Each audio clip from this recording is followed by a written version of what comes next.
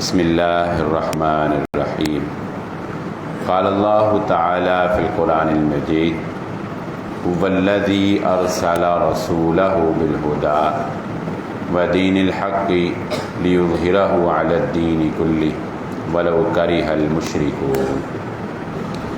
تھوڑی سی آواز اونچی کر دیں۔ قابل صد احترام حاضرین مجلس، محترم مکرم سامعین اکرام، ہر قسم کی تعریفات اس خالق مالک ارض و سماوات کے لیے، اور لاکھوں کروڑوں درود و سلام آپ محمد مصطفیٰ صلی اللہ علیہ وآلہ وسلم کی ذات اقدس پر۔ ہماری آج کی گفتگو بھی رسول اللہ صلی اللہ علیہ وآلہ وسلم کے سیرت کے ایک عنوان پر ہوگی کہ آپ کی شخصیت کا ایک پہلو یہ بھی تھا کہ نبوت کے سچے ہونے کے دلائل میں سے ایک دلیل اللہ رب العزت اپنے نبیوں کو یہ بھی عطا کرتے ہیں کہ نبی جو پیشین گوئی کرتے ہیں وہ ہو بہو سچ ثابت ہو جاتی۔ یہ معجزے کی ہی سمجھ لیں کہ ایک شکل ہوتی، معجزے کی ایک شکل ہے کہ نبی غیب نہیں جانتے، اور نہ ہی کسی نبی نے آج تک غیب جاننے کا دعویٰ کیا ہے۔ خود محمد الرسول اللہ صلی اللہ علیہ وآلہ وسلم کو اللہ رب العزت نے قرآن مجید میں سورۃ الانعام میں اس بات کی وضاحت سے بیان فرما دیا کہ اے محمد صلی اللہ علیہ وسلم ان کو بتا دیجئے انی لا اعلم الغیب، میں غیب کی خبر نہیں جانتا۔ غیب جاننے والی ذات صرف اور صرف اللہ کی ذات۔ ہاں، جب اللہ نے چاہا اللہ نے اپنے نبی محمد صلی اللہ علیہ وآلہ وسلم کو غیب سے مطلع فرما دیا، اور جب اللہ نے نہیں آگاہ کیا، جب اللہ نے نہیں مطلع فرمایا، تو اللہ کے نبی صلی اللہ علیہ وآلہ وسلم کی زندگی میں کتنے ایسے نقصانات تھے جو نبی صلی اللہ علیہ وآلہ وسلم کو نہیں پتہ چلے، اور وہ نقصان ہو گیا۔ صحابہ کی شہادت کا واقعہ، نبی صلی اللہ علیہ وسلم سے بات کر کے 70 صحابہ کو تبلیغ کے لیے لے گئے اور راستے میں جا کر شہید کر دیا۔ اب اگر اللہ کے نبی صلی اللہ علیہ وسلم غیب جانتے ہوتے تو کیا آپ ان کو بھیجتے؟ کیا آپ ان کے دھوکے میں آتے؟ لیکن اللہ رب العزت کو ایسے ہی منظور تھا۔ پھر ان صحابہ کی شہادت کی خبر بھی حضرت جبرائیل علیہ السلام نے محمد رسول اللہ صلی اللہ علیہ وسلم کو دی۔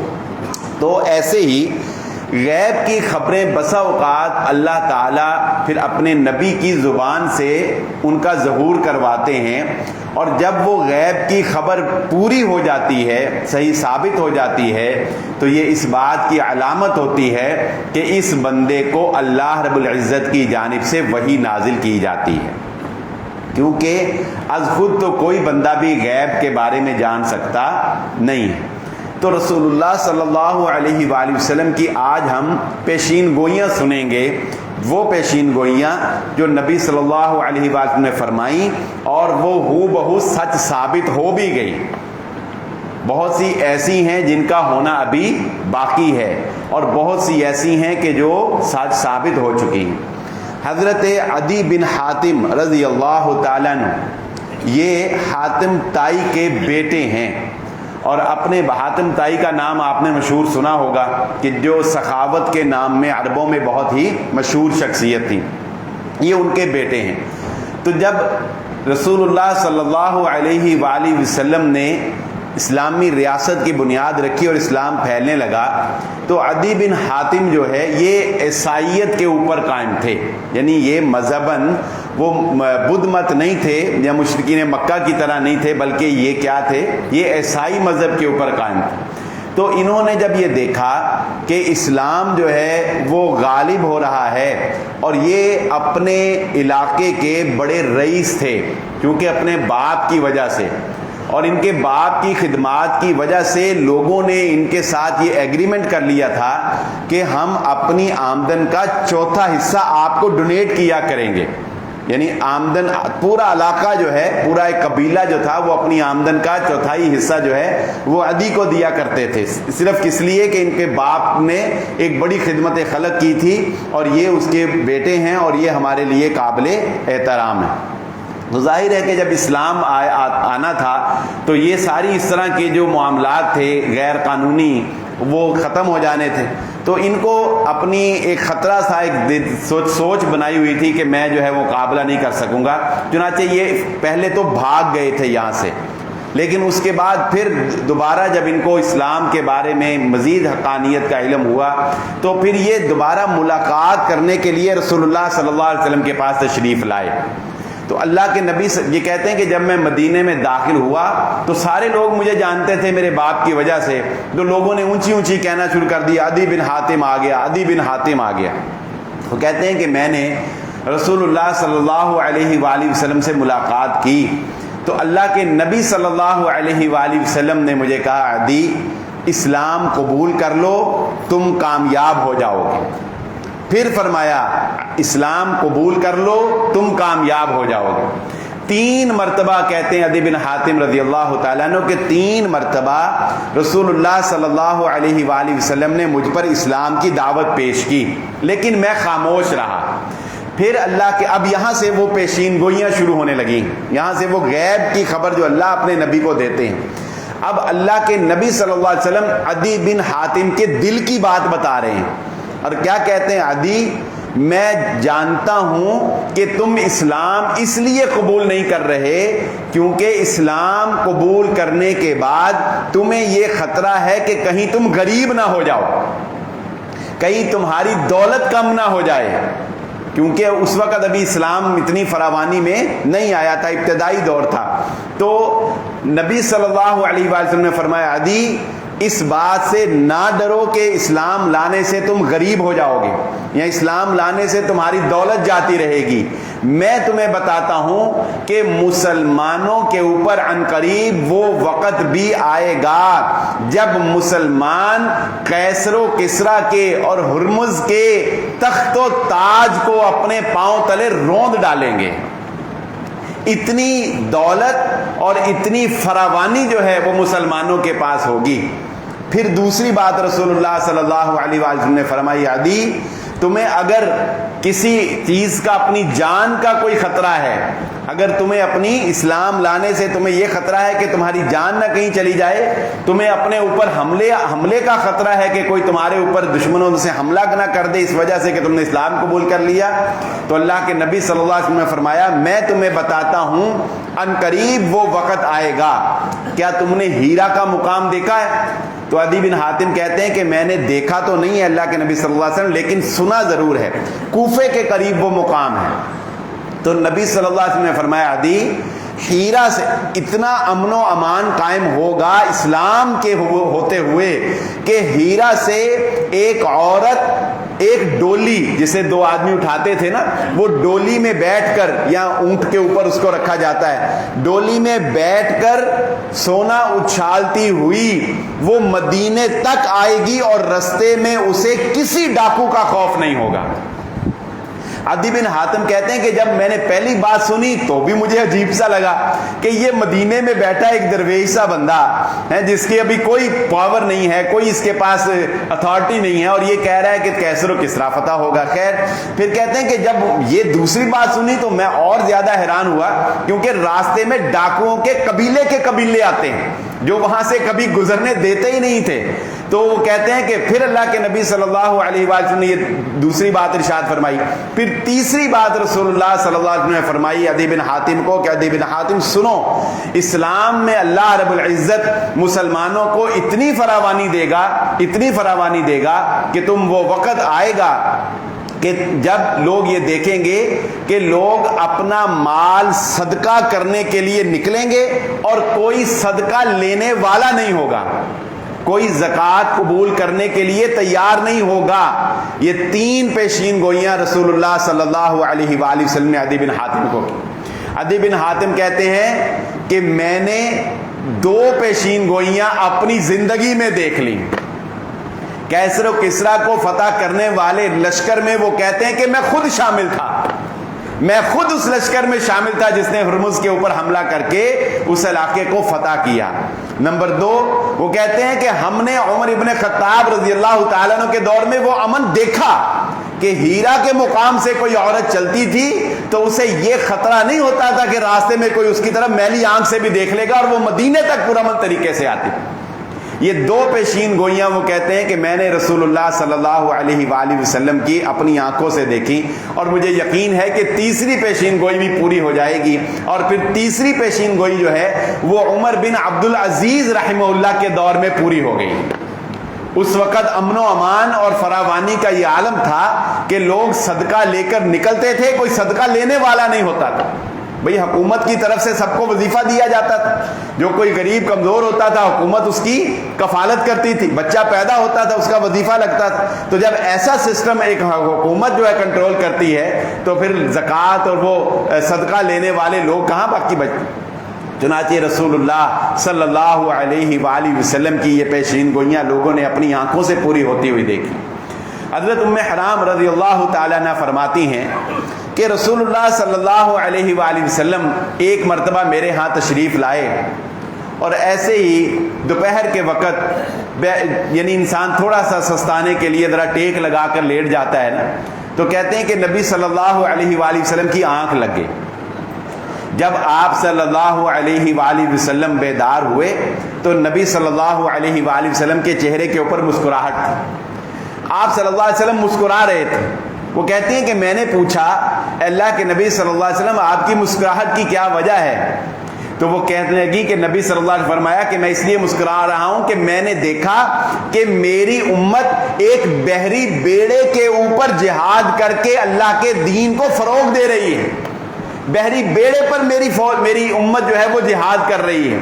اب ایک خاتون ہے, ذرا آپ تصور کیجئے, ایک خاتون نبی صلی اللہ علیہ وسلم کو کہتی ہیں, یہاں سے آپ کو ان کا ذوق اور شوق جو ہے دین کے ساتھ ان کی والہانہ محبت بھی اندازہ ہوگا کتنی تھی. وہ کہتی ہیں کہ میں نے بے ساختہ کہا اللہ کے نبی صلی اللہ علیہ وسلم دعا کیجئے کہ میں بھی اس لشکر میں شامل ہو جاؤں, دعا کیجئے کہ میں بھی اس لشکر کا حصہ ہوں کہ جس کو خواب میں آپ نے دیکھا اور آپ اس سے خوشی محسوس کر رہے ہیں. تو اللہ کے نبی صلی اللہ علیہ وسلم نے فرمایا فکر نہ کرو, تم اس لشکر میں ہوگی, تم اس لشکر میں شامل ہوگی. چنانچہ رسول اللہ صلی اللہ علیہ وآلہ وسلم کے بعد حضرت عثمان غنی رضی اللہ تعالیٰ عنہ کے دور خلافت میں حضرت امیر معاویہ رضی اللہ تعالیٰ عنہ کے زیر متحد عبادہ بن صامت رضی اللہ تعالیٰ عنہ جو ان کے شوہر تھے, ان کو اس لشکر میں بھیجا گیا, اور انہوں نے اپنے ساتھ اپنی بیوی کو بھی ساتھ شامل کیا, اور اسی لشکر سے اترتے ہوئے جس علاقے کو فتح کیا وہیں پر ان کی وفات ہوئی اور وہیں پر ان کو سپرد خاک کر دیا گیا. یعنی رسول اللہ صلی اللہ علیہ وآلہ وسلم کی وہ بات جو ہے وہ وہاں پر پوری ہو گئی. اللہ کے نبی صلی اللہ علیہ وسلم کی زندگی میں چند ایسی باتیں جو ہیں وہ پوری ہوئیں کہ بھیڑیوں کو صحابہ نے کلام کرتے ہوئے دیکھا. ایک بھیڑیے نے ایک بکریوں کے چرواہے کو خبر دی, جب اس نے اس کی بھیڑ کو کھانے لگا تو اس نے اپنی بھیڑ اس سے چھینی, تو بھیڑیا بول کر کہتا ہے کہ تو اللہ کا دیا ہوا رزق مجھ سے چھین رہا ہے. وہ حیران ہو گئے, کہا بھیڑیا کیسے بول سکتا ہے؟ اس نے کہا تو اس بات پہ حیران ہو رہا ہے, میں تو تجھے ایک اور بات بتاتا ہوں. نے کہا کیا؟ کہا مدینے میں بیٹھا ہوا ایک شخص لوگوں کو انسانوں کے گزرے ہوئے حال کے بارے میں خبریں دے رہا ہے, اور وہ نبی محمد صلی اللہ علیہ وآلہ وسلم. تو صحابہ کہتے ہیں کہ وہ بکریوں کا چرواہا اسی وقت اس نے سارا کچھ چھوڑا اور اپنی بکریاں چرا کر مدینے آیا. جب مدینے داخل ہوا ایسے صحابہ بیٹھے تھے, نبی صلی اللہ علیہ وآلہ وسلم ایسے تشریف فرما تھے, آپ صحابہ سے گفتگو فرما رہے تھے. جب وہ چرواہا آیا اللہ کے نبی صلی اللہ علیہ وسلم نے فرمایا بتاؤ تمہارے ساتھ کیا ہوا, بتاؤ تمہارے ساتھ کیا ہوا, ان کو بتاؤ ان سب کو. تو اس نے وہ سارا واقعہ بھیڑیے کا بولنا اور وہ سارا واقعہ جو ہے وہ صحابہ کرام کو سنایا, جو کہ رسول اللہ صلی اللہ علیہ وآلہ وسلم یہ پیشین گوئی فرما چکے تھے اپنے صحابہ کو کہ ایک وقت آئے گا جب جانور انسانوں کے ساتھ کلام کریں گے. مستقبل کے بارے میں, آج کے اس دور کے بارے میں بھی بہت سی ایسی باتیں ہیں جو اللہ کے نبی صلی اللہ علیہ وآلہ وسلم نے بیان فرمائی، لیکن ان کو کچھ ایسے الفاظ میں بیان کیا کہ اس وقت کے لوگ اس کو سمجھ نہیں سکتے تھے. یعنی وہاں اب اگر یہ بیان کر دیا جائے کہ ایک موبائل آئے گا یا ایک انٹرنیٹ آئے گا، ایک سیٹلائٹ آئے گا، یہ چیزیں سمجھنے سے قاصر. تو رسول اللہ صلی اللہ علیہ وسلم نے کچھ ایسی باتیں پیشین گوئیاں بیان فرمائیں جو آج ہم دیکھ رہے ہیں، مثال کے طور پہ. ہاں لیکن اس میں میں ایک آپ کو اصولی بات بتا دیتا ہوں. پہلے ہم حدیث سن لیتے ہیں، پھر اس میں ایک اصولی بات سمجھ لیتے ہیں. اللہ کے نبی صلی اللہ علیہ وآلہ وسلم نے ارشاد فرمایا، ایک وقت قیامت سے پہلے ایسا آئے گا کہ انسان کے ہاتھ کی لاٹھی یا بکریاں ہانکنے کے لیے جو انسان ایک اپنے ہاتھ میں چھڑی وغیرہ رکھتے تھے اس وقت، فرمایا کہ اس کا ایک سرا جو ہے وہ لوگوں سے باتیں کرے گا. دوسری بات فرمایا، انسان جب اپنے گھر سے باہر نکلے گا تو اس کی ران اس کے گھر والوں کے بارے میں اس کو خبر دے گی کہ تیرے پیچھے سے تیرے گھر میں کیا ہو رہا ہے. نمبر 3 فرمایا، انسان کا تسمہ بول کر بتائے گا کہ انسان کے پچھلے کے احوال کیا ہے، وہ کیا چھوڑ کے آیا اور کیا وہ پیچھے کر کے آیا ہے. اب یہ 3 باتیں رسول اللہ صلی اللہ علیہ وآلہ وسلم نے بیان فرمائی. ان 3 باتوں کے بارے میں پہلا اصول یہ سمجھ لیجئے، جو کہ اہل حدیث ہونے کے اعتبار سے ہماری فکر ہے اور ہمارے بچے کو اس فکر کا پتہ ہونا چاہیے. یہ ایک عقیدہ ہے، اور وہ کیا کہ ہم ہمارے نبی صلی اللہ علیہ وآلہ وسلم کی زبان اطہر سے نکلے ہوئے الفاظ پر اسی طرح ایمان لاتے ہیں جیسے آپ نے ارشاد فرمائے. بات سمجھے؟ ہم یہ مانتے ہیں کہ ممکن ہے کہ تسمہ بھی بولے گا، ہم یہ مانتے ہیں کہ ممکن ہے انسان کی ران بھی بولے گی، ہم یہ مانتے ہیں کہ ممکن ہے کہ انسان کی چھڑی جو ہے وہ بھی کلام کرنے لگ جائے گی. ایک تو ہمارا یہ ایمان ہونا چاہیے، یہ بات سمجھ لیجئے. کیوں؟ اس لیے کہ یہ ہمارے نبی محمد صلی اللہ علیہ وآلہ وسلم نے بیان فرمایا. ہاں سیکنڈ سٹیپ یہ ہے، فرسٹ سٹیپ نہیں. پہلا درجہ یہی ہے کہ آنکھیں بند کر کے ماننا کہ جیسے فرمایا ویسے ہی ہوگا. ہاں لیکن سیکنڈ سٹیپ یہ ہے کہ عین ممکن ہے، جیسا کہ بعض لوگوں کا خیال ہے کہ دراصل یہ باتیں بیان کر کے رسول اللہ صلی اللہ علیہ وسلم اشارہ کرنا چاہتے تھے کہ انسان اتنی ٹیکنالوجی حاصل کر لے گا کہ وہ اپنے پیچھے سے ساری خبریں جان سکے گا. تسمے سے مراد، لاٹھی سے مراد یہ ٹولز، جو انسٹرومنٹس، یہ موبائل فون، یہ آپ کے کیمرے، یہ جتنے بھی انسٹرومنٹس جو ہیں یہ آپ کے پاس اس وقت موجود ہیں. یعنی ایک خیال یہ ہے کہ نبی صلی اللہ علیہ وآلہ وسلم کا اشارہ اس جانب تھا. تو اگر ہم اس کے دوسرے خیال کو دیکھیں تو وہ بھی پورا ہو چکا ہے، اور اگر ہم پہلی عقیدے کی بات کریں تو وہ بھی ہمارا ایمان ہے کہ ایک نہ ایک دن یہ کام بھی ہو جائے گا. رسول اللہ صلی اللہ علیہ وسلم نے فرمایا، میں نے جہنم کی عورتوں کی ایک صورت ابھی نہیں دیکھی. آپ نے کیا فرمایا؟ میں نے جہنم کی عورتوں کی ایک شکل ابھی نہیں دیکھی. جنت کی خوشبو میلوں سے آئے گی مگر ان عورتوں کو جنت کی خوشبو بھی نصیب نہیں ہوگی. وہ کون سی عورتیں ہیں؟ وہ ہم نے دیکھی.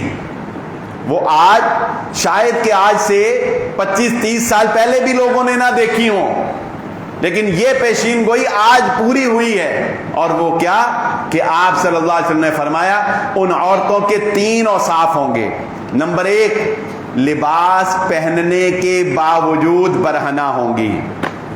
سو آپ دیکھ لیں، کیا آج عورتوں کا لباس ایسا نہیں ہے جو بالکل ٹرانسپیرنٹ ہے، بالکل ٹرانسپیرنٹ.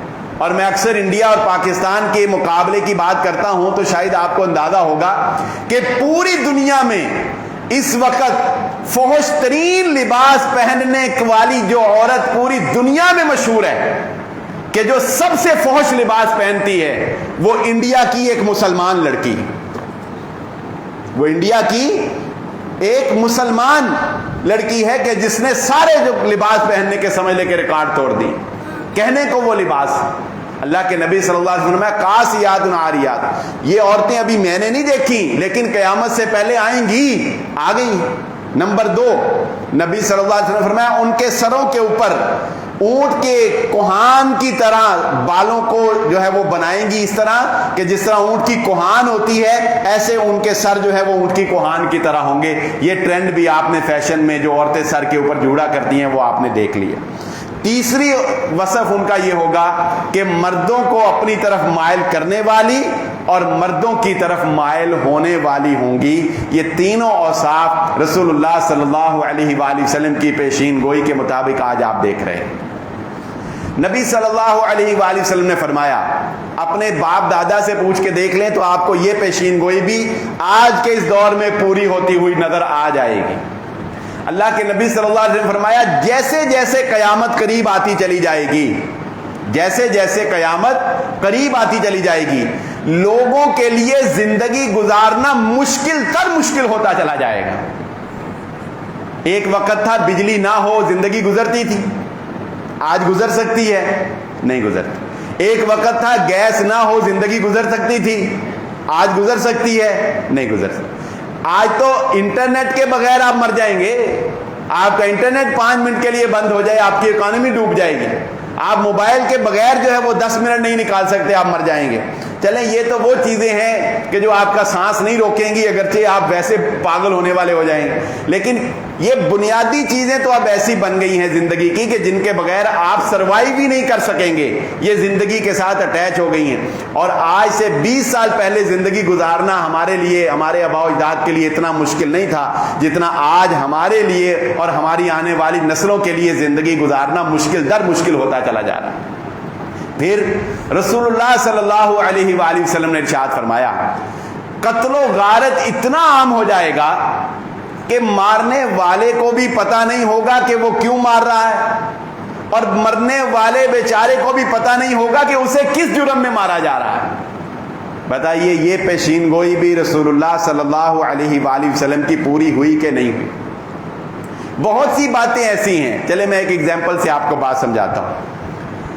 وہی جو بات میں نے کی نا عقیدے والی، یہ بڑا مضبوط کرنے کی ضرورت ہے عقیدہ، وگرنہ بعض نظریات ایسے بھی ہیں جو نبی صلی اللہ علیہ وآلہ وسلم کی پیشین گوئیوں کی تعویل کرنے کی کوشش کرتے ہیں۔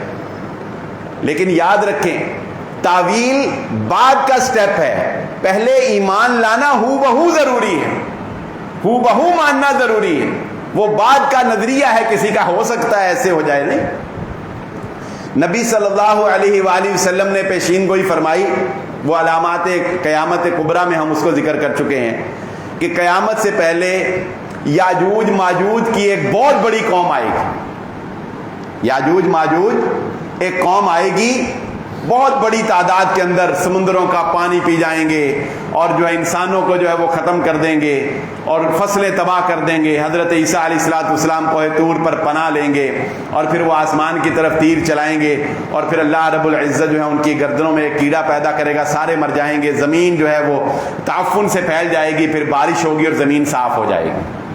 پتہ یہ چلتا ہے کہ وہ لاکھوں میں ہوں گے، پتہ یہ چلتا ہے کہ وہ لاکھوں میں ہوں گے۔ اب میرے جیسا کمزور ایمان والا انسان یہ سوچ سکتا ہے نا کہ یار اتنی ٹیکنالوجی ہے، سیٹلائٹ سے ہم زمین کے 10 تہ نیچے بھی دیکھ رہے ہیں، اب یاجوج ماجوج کہاں چھپے ہوئے ہیں؟ باقی ساری کہانیاں ان کے بارے میں، کان اتنے لمبے ہیں، یہ ہے وہ ساری، وہ دیوار والی بات رسول اللہ صلی اللہ علیہ وسلم نے فرمائی حدیث میں، وہ صحیح ہے۔ دیوار وہ ختم کرنے کی کوشش کرتے ہیں لیکن وہ ختم نہیں ہوتی، پھر ایک دن وہ انشاءاللہ کہیں گے وہ ختم ہو جائے گی۔ اچھا، اب یہ ساری بات یاجوج ماجوج کی آج کے جدید دور کا انسان اگر سائنٹیفکلی ماننے کے لیے سرچ کرے لاجیکلی، تو پہلے وہ انکار کرے گا۔ بتائیں انکار کرے گا کہ نہیں کرے گا؟ وہ کہے گا یار دنیا کا کونا کونا تو ہم نے دیکھ لیا، چھپی کوئی چیز نہیں، کہاں ہے یاجوج ماجوج؟ لاکھوں کی تعداد میں کہاں ہے یاجوج ماجوج؟ یہاں پر ہمارا امتحان ہوتا ہے، میرا اور آپ کا۔ ہمارا جواب یہاں پر یہ ہے، پہلا جواب کہ بھائی دیکھو، مان لیا تمہاری بات لاجیکلی ہے، تم سیٹلائٹ رکھتے ہو، تم سب کچھ رکھتے ہو، لیکن ہم اس بات کو دل و جان سے مانتے ہیں کیونکہ یہ بات ہمارے نبی محمد الرسول اللہ صلی اللہ علیہ وآلہ وسلم نے بیان فرمائی۔ ہماری عقل میں نہیں آتی کوئی بات نہیں، ہم ایمان رکھتے ہیں ایسا ہوگا، اور جوں میں نے پچھلے جمعے بھی ایک مثال دی تھی، غور کیا کریں ان باتوں پر اور اپنے بچوں کو بتایا کریں. میں نے پچھلے جمعے بھی آپ کو حضرت سلیمان علیہ الصلوۃ والسلام کی ایک مثال دی تھی نا، نوبل پرائز والی. آج بھی سن لیجئے، یہ بھی مسئلہ آپ کا حل ہو جائے گا. یاجوج ماجوج کے بارے میں یہ تصور کہ پتہ نہیں کہاں ہیں، اس کو کلیئر کر لیجئے. 15 دن یا 20 دن پہلے کی سائنٹیفکلی رپورٹ ہے. سیٹلائٹ سے سرچ کرنے والے، دنیا کو دیکھنے والوں نے ایک رپورٹ جاری کی ہے، اور وہ رپورٹ میں وہ پتہ کیا کہتے ہیں؟ وہ کہتے ہیں کہ ہم اس بات پر حیران ہیں کہ دنیا میں ابھی بھی ایسے سمندر موجود ہیں، ایسے اوشنز موجود ہیں جو انسان نے ابھی تک دیکھے ہی نہیں ہیں. سائنس خود میں مان رہی ہے. سیٹلائٹ سے دیکھنے والے وہ کہہ رہے ہیں آثار مل رہے ہیں، زمین کی تہ اتنی گہری ہے. وہ پوری ایک رپورٹ ہے، اس کا خلاصہ یہ ہے کہ سائنس خود مانتی ہے کہ دنیا میں اس وقت، میں ایک خطے کی جزیرے کی بات نہیں کر رہا، سمندر کتنی بڑی چیز ہوتی ہے، ایک جزیرہ تو بہت معمولی سی چیز ہے اس کے مقابلے میں. وہ کہتے ہیں کہ ایسے سمندر موجود ہیں دنیا کے اندر کہ جن کے بارے میں ابھی تک انسان پہنچ نہیں سکا، ان کے بارے میں جان نہیں سکا. تو بتاؤ یاجوج ماجوج کو چھپانا اللہ کے لیے کون سی مشکل بات ہے؟ سمندروں کے سمندر تمہیں پتہ نہیں چل رہے. تو اصل بات یہ ہے کہ اگر ہم پھسل گئے نا تو 50 سال بعد ہماری نسلوں کو پتہ لگے گا کہ ابا ماندہ نہیں سی، دیکھو آ گیا جی. بتاؤ ایسے ہوتا ہے کہ نہیں؟ اگر آج ہم اپنی بچوں کو یہ کہیں کہ بیٹا یاجوج ماجوج دنیا میں کہیں نہیں آنے، اور 30 سال بعد یہ جو میں نے آپ کو بات بتائی ہے، کوئی نیا خطہ، کوئی نیا سمندر دریافت ہو جائے، ہمارے بچے ہمیں کہیں گے کہ ابا جی ہمیں کہتے تھے ہے نہیں، یہ دیکھو نئی چیزیں ایجاد ہو رہی ہیں. اسی طرح کہیں یاجوج ماجوج بھی چھپے ہوں گے، اللہ نے کہیں ان کے لیے بھی زندگی کا انتظام کیا ہو. اس لیے اس بات کو سمجھ لیجئے کہ رسول اللہ صلی اللہ علیہ وآلہ وسلم پر ایمان کا تقاضا یہ ہے کہ نبی صلی اللہ علیہ وسلم نے قیامت سے پہلے ہونے والے واقعات کے بارے میں جو پیشین گوئیاں کی ہیں وہ ہمیں سمجھ آئیں یا نہ آئیں، ہم نے ان کے اوپر ایمان لانا ہے. یہ ہمارے ایمان کا تقاضا ہے اور یہ ہمارا امتحان ہے. ہاں بہت سی ایسی باتیں تھیں جن کو صحابہ نے اپنی زندگی میں اپنی آنکھوں سے دیکھا، حالانکہ وہ بڑے مضبوط ایمان والے تھے، لیکن دل میں خیال آ ہی جاتا ہے نا. غزوہ احد ہے، ایک شخص بڑی جواں مردی سے لڑ رہا ہے، بڑا ہی دلیری سے لڑ رہا ہے، اور اللہ کے نبی صلی اللہ علیہ وآلہ وسلم فرمانے لگے کہ یہ شخص جو ہے یہ جہنم کا ایندھن ہے، جہنم میں جائے گا. صحابی رسول کہتے ہیں، صحابی ہیں یعنی جہاد کر رہے ہیں رسول اللہ صلی اللہ علیہ وسلم کے ساتھ، یہ نہیں کہ ابھی کوئی کافر ہے، لیکن انسان ہے. وہ کہنے لگے کہ میرے دل میں خیال آیا کہ یار بات بڑی عجیب سی ہے، اتنا جوان مردی سے لڑنے والا بندہ اور مسلمانوں کی طرف سے جہاد کرنے والا، اور رسول اللہ صلی اللہ علیہ وسلم کی یہ بات کوئی میچ نہیں کرتی. تو انہوں نے کہا کہ میں نے سوچا کہ پھر اب اس کو پرکھ ہی لینا چاہیے، ذرا فیصلہ ہو ہی جائے کہ آخر کیوں اللہ کے نبی صلی اللہ علیہ وسلم یہ بات ارشاد فرمائے، پتہ لگ جائے گا. تو کہتے ہیں کہ پھر میں نے اس کا تعاقب کیا، میں اس کے پیچھے چلا، اور جب میں اس کے پیچھے چلا تو میں نے دیکھا کہ اس کو میدان جنگ میں زخم لگا، اور اس زخم کی وجہ سے وہ ایک دور جنگ سے ہٹ کے کسی دور جگہ پہ چلا گیا، ایک پہاڑ کی اوٹ میں، اور پہاڑ کی اوٹ میں جا کے اس نے اپنی تلوار سے خودکشی کر کے خود کو مار لیا. کہنے لگے اس وقت مجھے پتا چلا کہ محمد الرسول اللہ صلی اللہ علیہ وآلہ وسلم نے جو بات ارشاد فرمائی وہ اس لیے ارشاد فرمائی کہ اس بندے نے خودکشی کی ہے. یہ وہ غیب کی خبر تھی جو اللہ رب العزت نے اپنے نبی محمد الرسول اللہ صلی اللہ علیہ وآلہ وسلم کو دی. اور یہاں ایک اور بات بھی آج کلیئر کر لیں، یہاں یہ ایک اور بات بھی آج کلیئر کر لیں. سوائے نبی کے کوئی کتنا بڑے سے بڑا ولی کیوں نہ ہو، کوئی کتنا بڑے سے بڑا نیکوکار کیوں نہ ہو، سوائے نبی کے کسی اور کی پیشین گوئی کے اوپر ایمان رکھنا ہمارے ایمان کے منافی ہے. سوائے نبی کے، صرف نبی کی پیشین گوئی پہ ایمان ہے کہ یہ بالکل سچ ہے، اس کے علاوہ کوئی کتنا ولی بھی یہ کہہ دے کہ تیرے ہاں بیٹا ہوگا، ہم کہیں گے اس نے ٹیوا لگایا، اس نے ٹیوا لگایا، اس نے اپنے تجربے سے کوئی بات کہی، ہو گئی، ممکن ہے ہو گئی، نہ ہو تو وہ میں آپ کو لطیفہ اکثر سناتا ہوں، پہلے بھی شاید سنایا تھا نا، وہ کشتی میں جا رہے تھے سارے، کشتی ہلنے لگی، لوگ چیخیں مارنے لگے، ایک میرے جیسا سیاںا تھا نا، اس نے ایسے اوپر دیکھا، اس نے کہا لوگوں فکر نہ کرو، اللہ تعالیٰ سے بات ہو گئی ہے، کچھ نہیں ہوتا کشتی کو۔ لوگوں نے کہا ٹھیک ہے، لوگ چپ کر گئے، اس نے ملاح کے ساتھ کوئی ہمت کی، کشتی ڈوبنے سے بچ گئی۔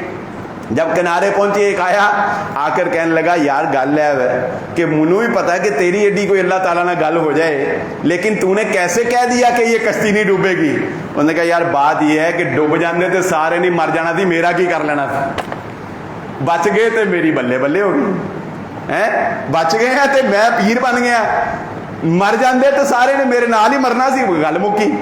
تو بات یہ ہے کہ کوئی کہہ دے کہ تیرے بیٹا ہوگا، بیٹا ہو گیا تو بلے بلے، بیٹی ہوگی تو اس نے کون سا سر پاڑ دینا آگے؟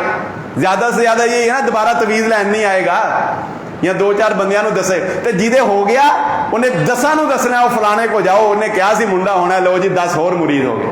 اس طرح یہ نظام چلتا ہے۔ اس لیے یہ بات سمجھ لیجئے، چاہے کوئی سیاستدان ہو، چاہے کوئی پیر ہو، چاہے کوئی بھی ہو، وہ کوئی پیشین گوئی کرے ایسے ہوگا ایسے ہوگا ایسے ہوگا، ہاں وہ حقائق کو مد نظر رکھتے ہوئے تجربے کی بنیاد پہ تو ہو سکتی ہے۔ جیسے کہ کوئی استاد کہہ دے کہ تم فیل ہوگے تو وہ بچہ واقعی فیل ہو جائے، تو اس میں کیا ہے؟ استاد کا تجربہ، اس کی حرکتیں بتاتی تھی کہ انہیں فیل ہونا ہے، استاد نے تجربے سے بات کہی ہے۔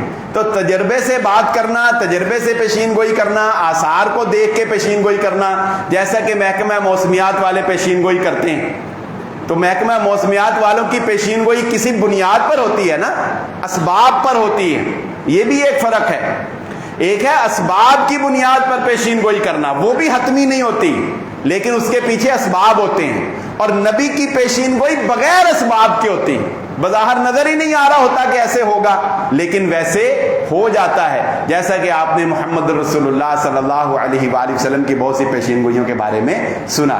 تو اس لیے یہ بات سمجھ لیجئے کہ پیشین گوئی یہ اللہ کے نبی صلی اللہ علیہ وآلہ وسلم کی زبان اطہر سے اللہ رب العزت جاری کرواتے ہیں۔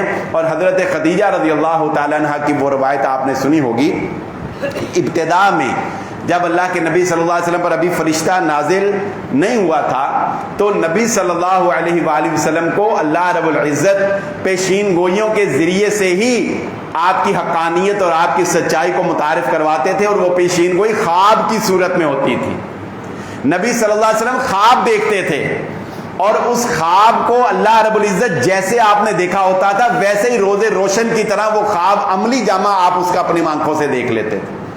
اور یہ بھی ایک صورت ہے پیشین گوئی کی جو اللہ کے نبی صلی اللہ علیہ وسلم نے فرمایا، نبوت تو ختم ہو گئی لیکن نبوت کا 46واں حصہ باقی ہے، اور وہ میری امت کو آنے والے سچے خواب ہیں۔ سچا خواب کسی کو بھی آ سکتا ہے، کافر کو بھی آ سکتا ہے، مسلمان کو بھی آ سکتا ہے۔ حضرت یوسف علیہ السلام کے واقعے میں ہم نے پڑھا بادشاہ کو آ گیا تھا نا، تو سچا خواب آنا یہ اللہ رب العزت کی طرف سے اشارہ ہوتا ہے۔ اللہ تعالیٰ خواب کے ذریعے سے اپنے بندے کو بتا دیتے ہیں کہ مستقبل میں ایسے ہو سکتا ہے، یا مستقبل میں تمہارے ساتھ ایسے پیش آمدہ مسائل ہو سکتے ہیں۔ بسا اوقات خواب من وعن آ جاتا ہے، بسا اوقات خواب کی تعبیر کرنی پڑتی ہے۔ تو خواب جو ہے یہ بھی اللہ رب العزت کی جانب سے نبوت کا 46واں حصہ باقی ہے، جو پیشین گوئی کی صورت میں کسی بھی مسلمان یا کسی بھی انسان کے اوپر اللہ رب العزت جو ہے اس کو ظاہر کرتے ہیں۔ اللہ رب العزت سے دعا ہے کہ اللہ تعالیٰ ہمیں اپنے عقائد کی اصلاح کرنے کی توفیق عطا فرمائے۔ اللہ تعالیٰ ہمیں اپنے نبی محمد رسول اللہ صلی اللہ علیہ وآلہ وسلم پر اس طرح ایمان لانے والا بنا دے جس طرح ایمان لانے کا حق ہے۔ وآخر الدعوانا الحمد للہ رب العالمین۔